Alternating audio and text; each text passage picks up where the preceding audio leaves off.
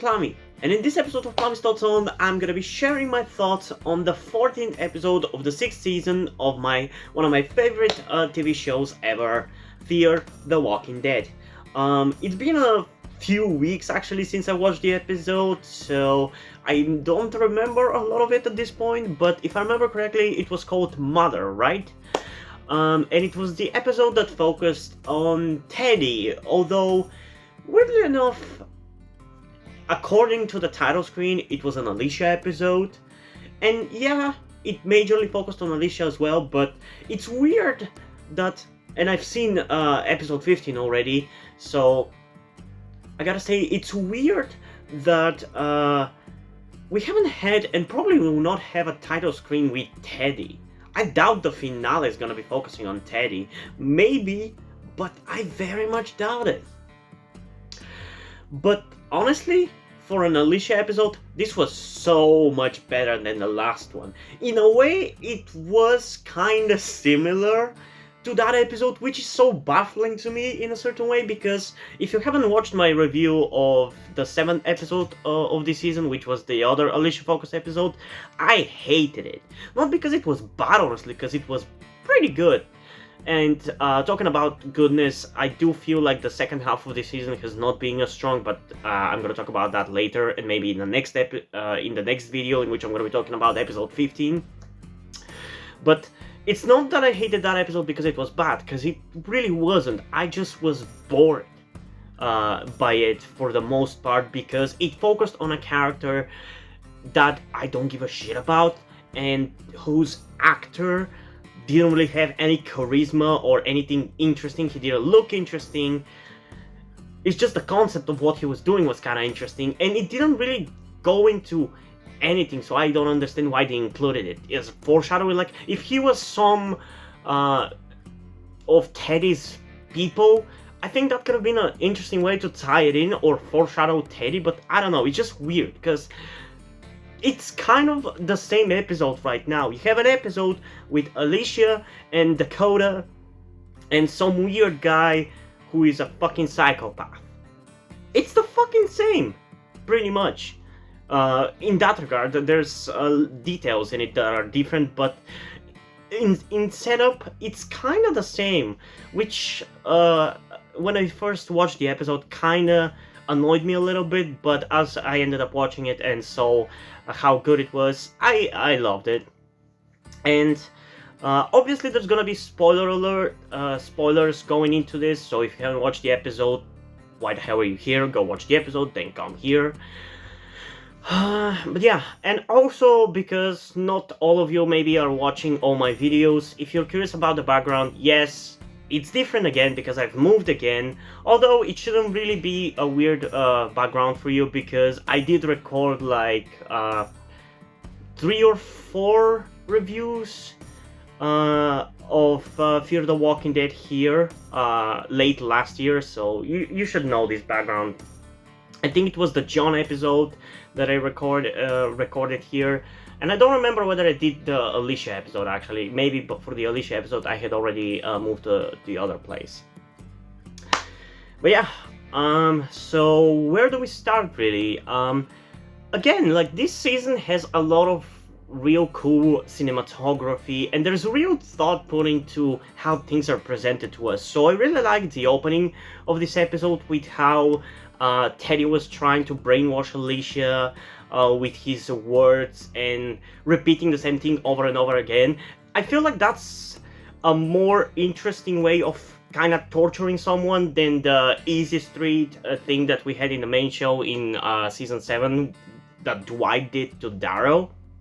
I mean, that is still pretty cool, and it's a truly used a way of torture, but I kind of like the way it was done here.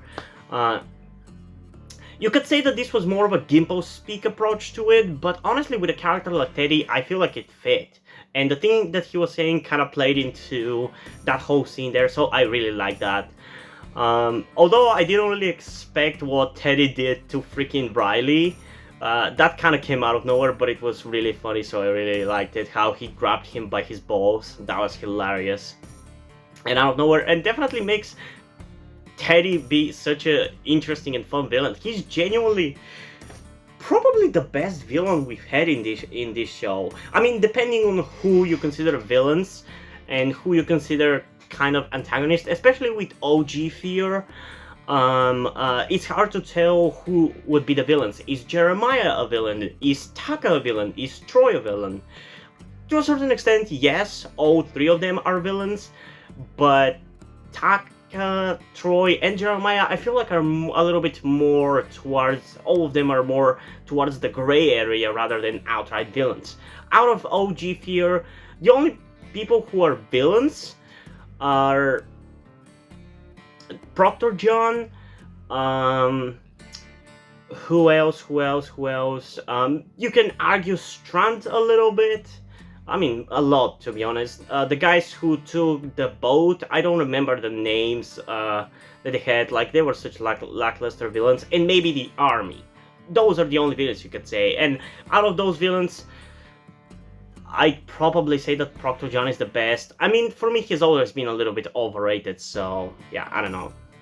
But Teddy is definitely the best villain of Momo and Friends, as people love to call Fear the Walking Dead right now. He's definitely the best villain out of seasons 4, 5, and 6. By far. There's even no comparison between him and Virginia and that trash lady or whoever she was. Or even the freaking Vultures. Is that what their name was? I didn't even watch that part of the show, to be honest. I kind of gave up on it at that time. Or I just really didn't keep up with it. Not that I really gave up on it. At the time, I was also giving up on the main show. So, yeah, I don't know. Maybe I was just in that kind of a mood back then. But yeah, after that scene in the beginning, Dakota shows out of fucking nowhere. Which is weird, because she was asking to help find Alicia in the previous episode, so why the fuck did she leave and go to Teddy's place? How the fuck did she even find where the place, Teddy's new place was or whatever? I don't really understand how she went there, and that kind of has been a criticism for this season as a whole, that yes, it's better than season 4 and 5, but it still overlooks a lot of details like this. It kind of uses convenient plot skips, or whatever you want to call them, and doesn't really explain or make everything be super believable, you know, like how people have been complaining about the fact that, oh, these characters meet in such a big state all the freaking time. To me, that's actually not that unbelievable, because in a counterintuitive way, at least in my opinion, now that society has fallen, if you are alive, if these characters are alive, which we all knew that they were, you have a bigger likelihood to meet people you know, if you know they're alive, in a way. Like, I don't know how to exactly put it, but if Morgan knows that Dwight is alive, he's much more likely to meet him in the zombie apocalypse than than before that. Because there's fewer people, so if you meet people, there's a bigger likelihood that those people will be some people you know. So, to me, that's actually not that unbelievable that they keep meeting people they know all around the place. But something like Dakota just out of nowhere showing up with Alicia and Teddy just kind of bugs me a little bit. And honestly, a little bit spoiler alert for episode 15 if you haven't watched it, it's kind of worse in that regard as well.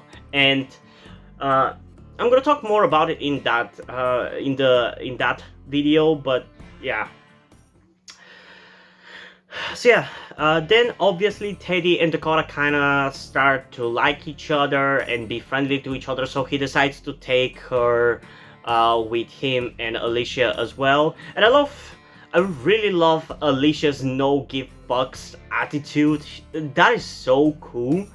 Such a badass attitude.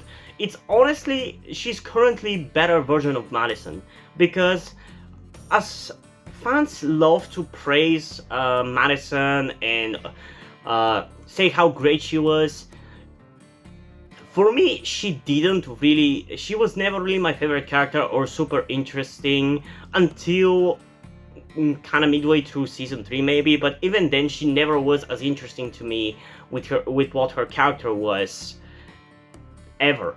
But now Alicia kind of has the exact same attitude as her mother, and I love that. So yeah, I don't know, maybe Alicia Debnam Carey is just a better actress, I don't know, but she is so cool right now, and I love how badass she is and how she doesn't give a fuck about Dakota and how she's ready to kill her or leave her behind. I really like that.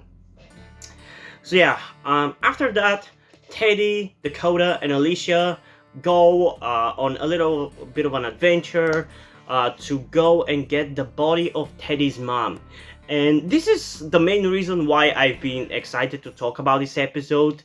When they go and get the body of the mom, that is fucking disgusting. And I was wondering how far this show was going to go with it.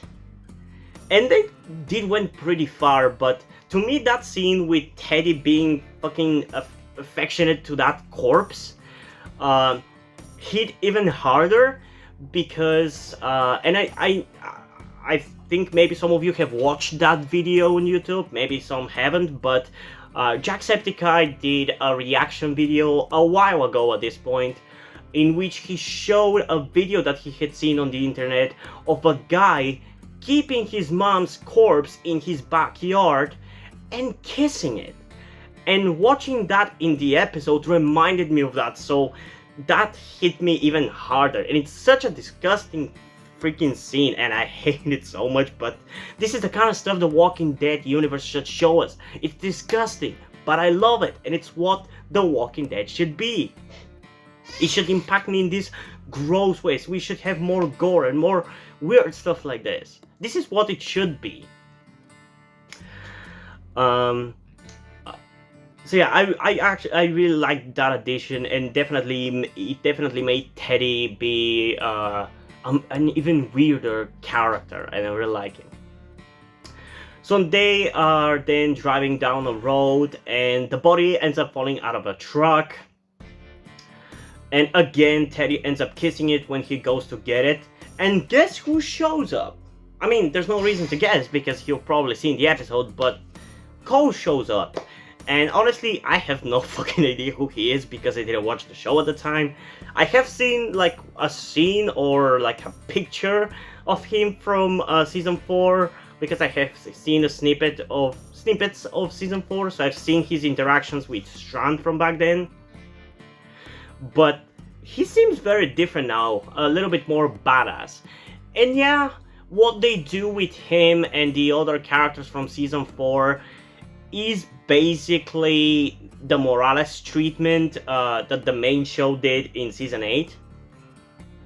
But I'd argue that this is actually a better handled version of it, because in the main show, and again, spoiler alert, but if you haven't watched it, again, I don't know why you would be watching Fear the Walking Dead, because Fear the Walking Dead right now is technically canonly after those events from season 8 of the main show. But in the main show, in that episode, they have Morales kind of monologue for like 15 minutes. I mean, it's not 15 minutes, it's like 5 or 6 minutes, but for the first 15 minutes, they have him and Rick kind of monologue to each other, as it was the way to do things at the time with the Gimpo speak and everything. And they don't really do much with it. I feel like it could have been cooler if we had that character for like the season maybe, or at least the first half. It could have been cool. It feels like they just introduced him back just to shut people up about it, you know? But in the case of Fear, nobody was asking for Cole to come back, but he did. And his reason for the characters existing in this episode is actually much more interesting and much more deep and much more important, and we actually have the characters for the whole episode. It's still dumb how the two other characters died, but at least for Cole, they actually handled him pretty well, I would say. He had plenty of interactions throughout the episode, and he wasn't completely blindly antagonistic to Alicia. Although again, I don't understand how in this case, I would agree that it's a little far-fetched that they haven't met until this point in the last however much time has passed since the stadium fell, but now they suddenly meet with each other. Like, I don't understand that. And the show kind of needs me to buy it, that it's believable, because we later are revealed by Teddy that the whole reason for him to go out with Alicia was that he wanted to find proof that his mom, that Alicia's mom's sacrifice was for nothing. And the fact that he found Cole, and Cole has become a piece of shit, proved his point even more. And I actually kind of like the mind games that Teddy is doing, and it's really funny how the universe played into Teddy's hand. But from an outside perspective, it is a little far-fetched when you think about it. But I did like the episode because of that. It really made me really like it, and it was just so funny how nonchalant Teddy was in all those scenes where his life was threatened. He didn't give a shit about him dying, because he knew that even if he died, Riley was going to shoot the nukes. And honestly, if he died at any of those moments, his plan of destroying the world or the continent or whatever you want to call it would have succeeded much more than it did.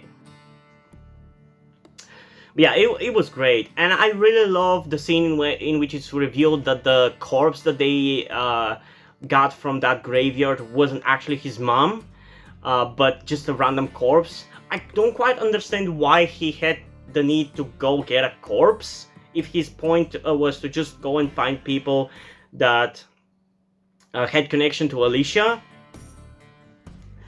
But it made for an interesting twist, and it really was funny how the crazy guy that Teddy is was telling to Cole that he is the one shooting at a corpse.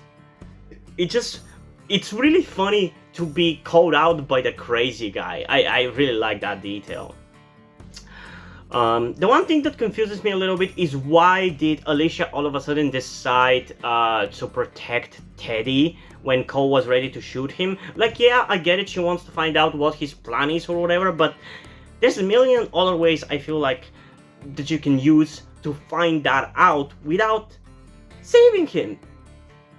Like, he was the whole reason why Cole was so against you. Like, Cole otherwise wasn't going to kill you, but the fact that you were with Teddy is the reason why he was so willing to kill you. Because, yeah, he was a piece of shit, and he was killing people to survive, but so does everybody. So that's nothing new. But yeah, I don't know.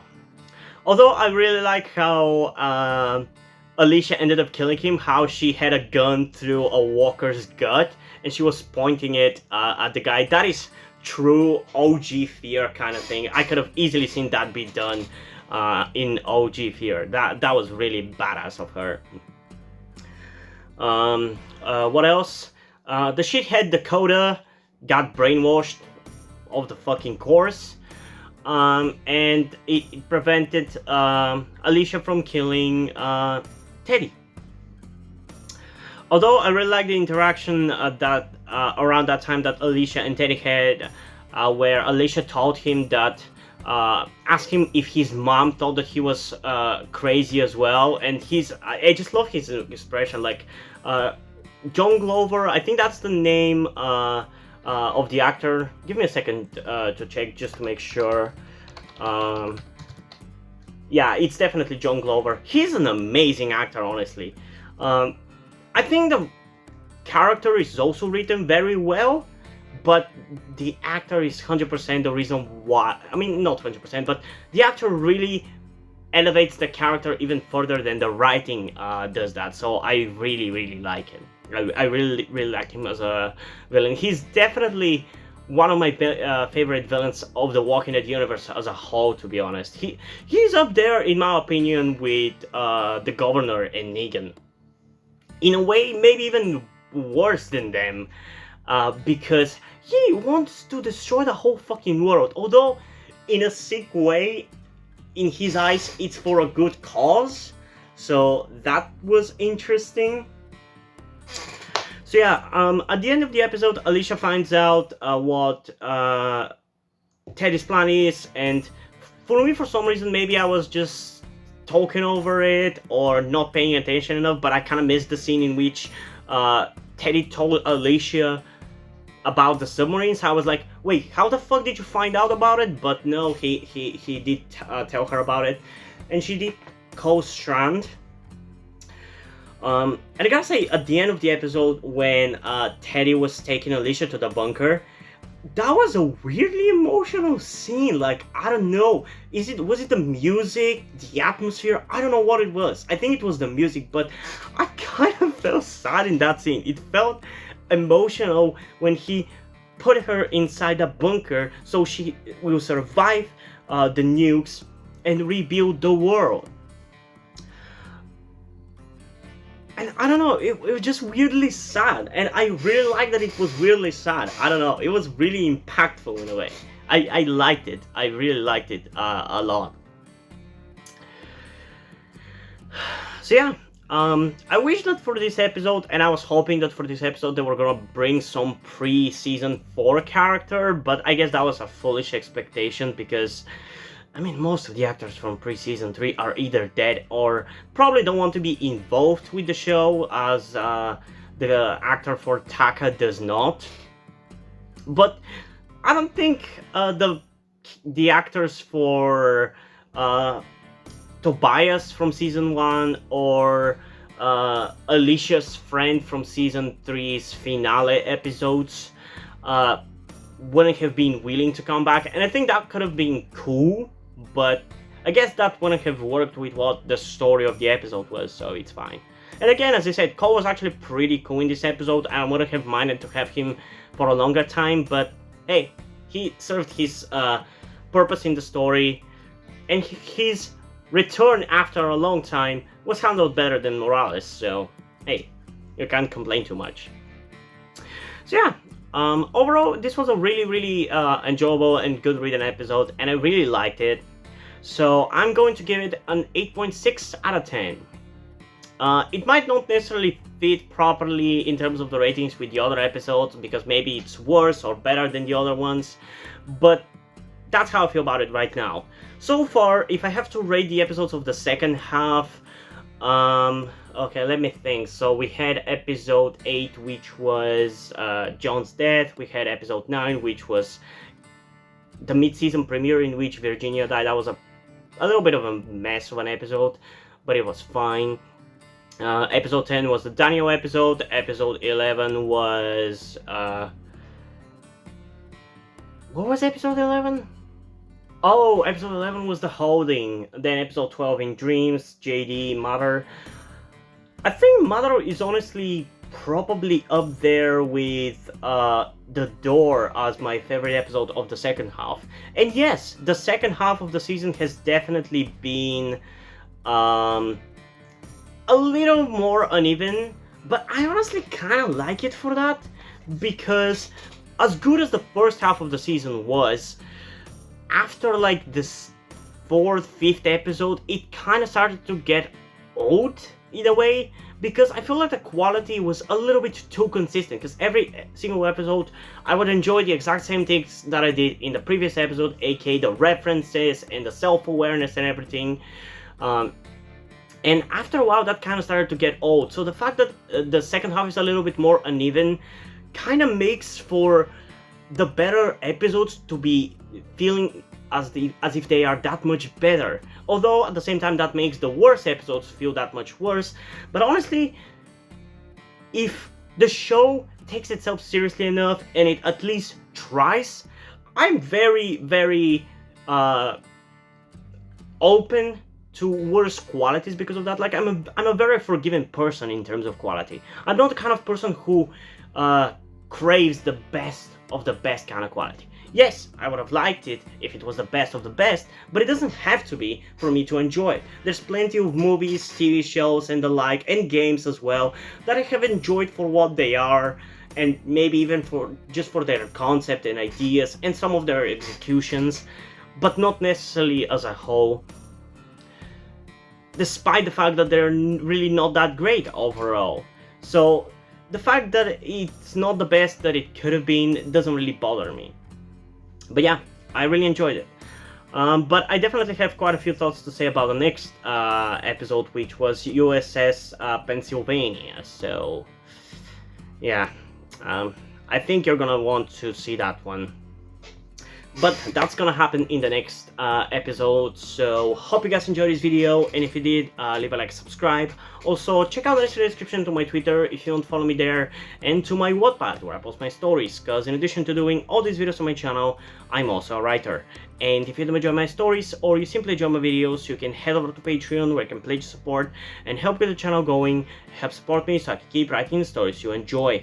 But if you don't want to do it, that's completely fine. You can still help me out in other ways, like liking this video, subscribing to the channel, and especially sharing this video with somebody who you think might enjoy it. And I think that's pretty much it for this video, so hopefully I'm gonna see you in the next one. Bye!